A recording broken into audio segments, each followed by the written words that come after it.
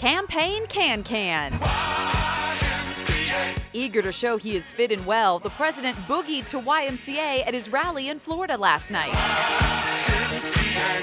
He was in high spirits, feeding off the energy of 7,000 adoring supporters. I feel so powerful. I'll walk into that audience. I'll kiss the guys and the beautiful women and everybody. I'll just give you a big fat kiss. The audience was packed together. Most did not wear masks, even after Trump tossed them into the crowd.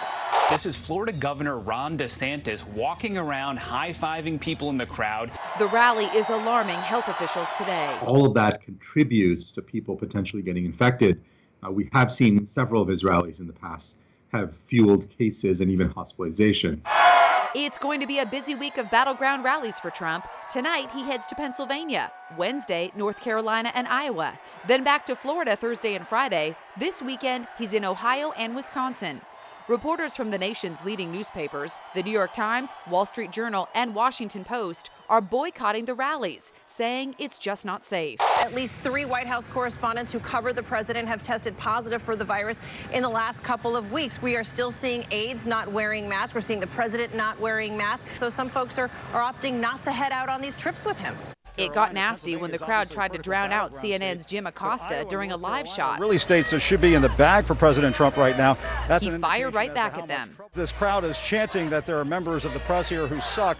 I should also point out, Wolf, what also sucks, getting the coronavirus. Joe Biden's events are much smaller and socially distanced. In Toledo, his supporters stayed in their cars, honking their horns instead of clapping. Today, he's facing new questions about his cognitive skills after he couldn't recall Mitt Romney's name. I got in trouble when we were running against the senator who was a Mormon, the governor. He also apparently forgot what race he's running. I'm running as a proud Democrat for the Senate.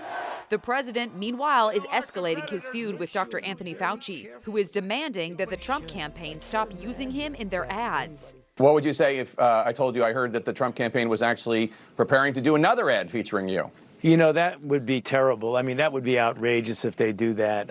In fact, that might actually come back to backfire on them. I hope they don't do that. Today, Trump is firing back, comparing Dr. Fauci's COVID predictions to his pitching, which, as we all saw this summer, is pretty terrible. Tony's pitching arm is far more accurate than his prognostications, Trump tweeted.